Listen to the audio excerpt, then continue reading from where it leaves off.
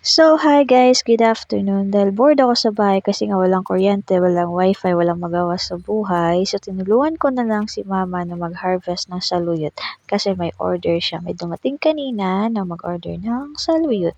So alam niyo ba na ang saluyot ay rich in vitamin A po yan at maraming benefits at may ibibigay sa ating katawan. Sabi nila masarap, pero hindi ako makain ng saluyot kasi nga ayaw ko sa gulay. Char! Ayan yung nakuha namin, medyo madami-dami naman. Kami lang dalawa lang ni mama niyan. So, may mga manok pa nga, ang sarap ihawin, 'di ba? So, ayan, naka-short pa talaga ako 'pag ano, kasi wala akong arte sa katawan kahit na makati ang mga damo-damo diyan sa gilid, wala. So, nag-short lang ako, kasama ko si mama. Ayan, pagunting-gunting lang, so pera na. Sayang lang din naman kasi kung hindi ibebenta, 'di ba? At saka, ang bilis dumami ng saluyot. Kaya ayun si mama. Hindi siya ito sa camera kasi nandun siya sa kabila.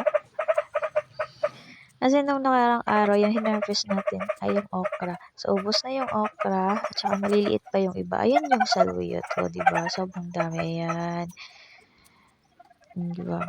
Ganyan lang yun. Basta may gunting, mas madali. So, madalian yan kasi uunin na yan bukas nung nag-order. So, sayang din yung pera. So, yan lang guys. Thank you for watching.